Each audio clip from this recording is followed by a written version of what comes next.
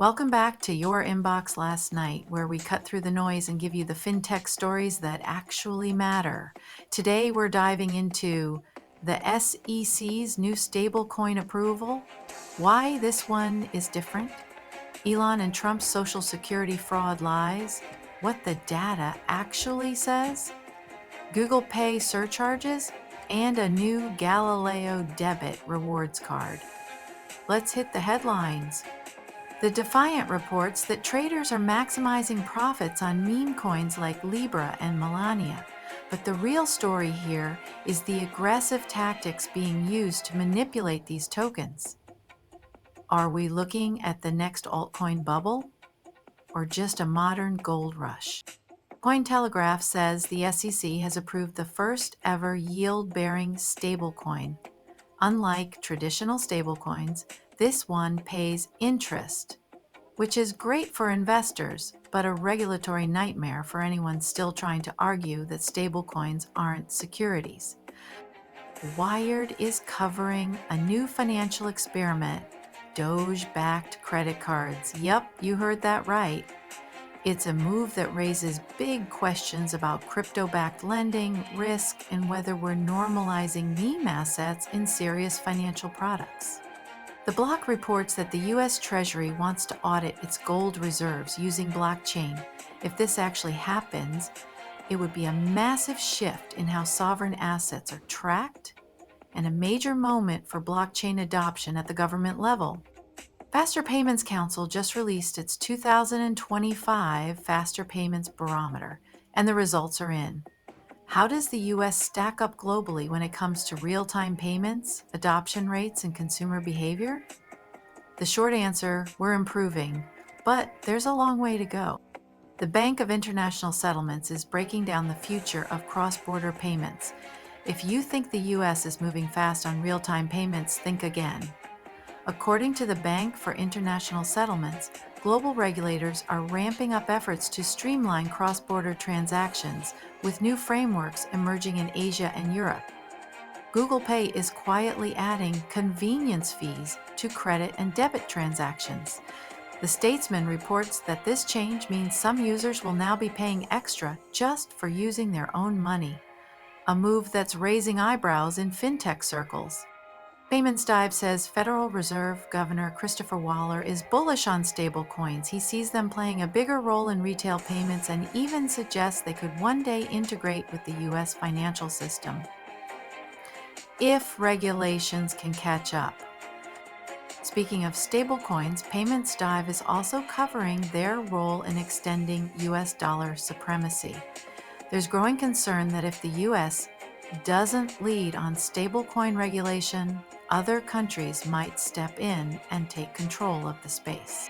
Banking Dive is looking at how JPMorgan is incorporating climate change into daily banking decisions.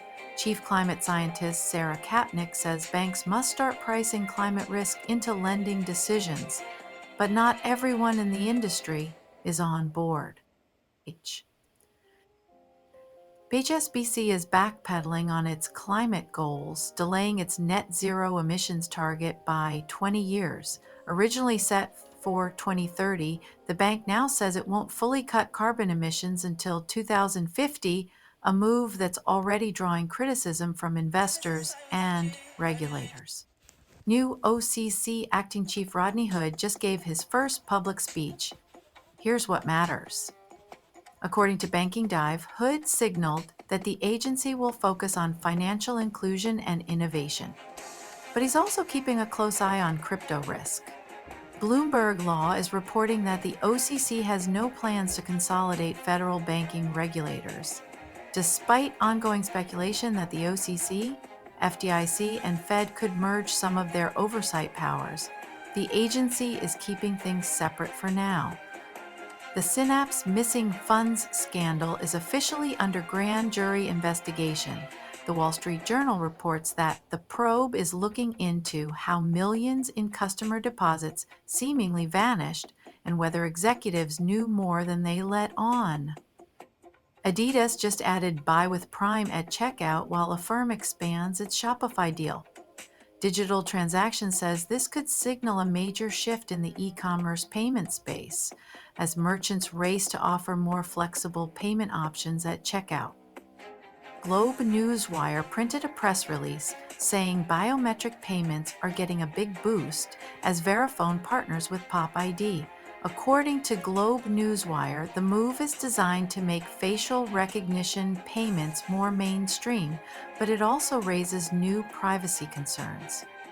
Apex FinTech is launching a new platform for alternative investments.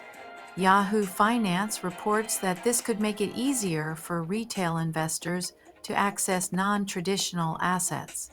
But is that a good thing?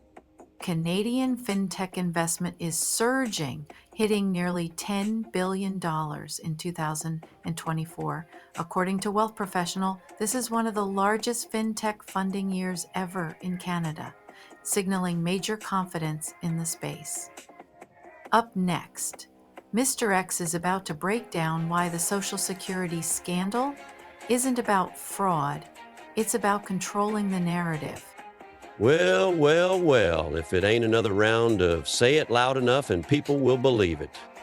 This week, Elon Musk and Donald Trump have been screaming from the rooftops that millions of dead people are cashing Social Security checks. But the actual data, not even close. Here's what's really going on. The truth hurts. If you're trying to scare people, the Social Security Administration actually stopped payments for deceased recipients with 99.9% accuracy. The so-called rampant fraud Musk and Trump are talking about, it barely exists. The real scandal, people getting cut off who shouldn't be.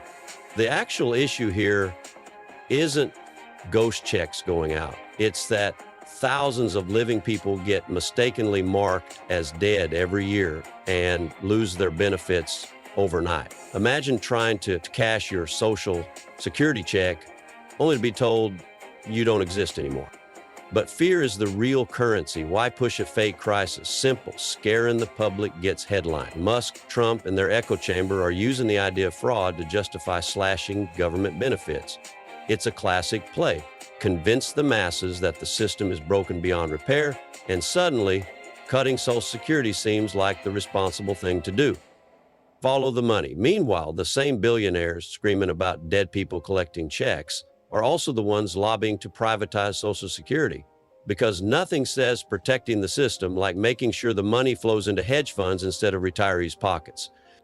The bottom line, there's no dead people bonanza draining Social Security. What we do have is a carefully orchestrated disinformation campaign designed to make working class people doubt a system that, despite its flaws, actually works. But hey, why let facts get in the way of a good political panic? Mr. X will be back Monday with some more payments gossip. Enjoy your weekend. That's a wrap on today's FinTech Madness. If you got value from this, make sure you subscribe so you never miss the biggest stories in payments, FinTech, and financial power plays. Got a tip, a hot take, a wild industry rumor? Hit my inbox. I'm always listening. Until next time, keep your receipts, watch the money, and stay ahead of the game. See you Monday.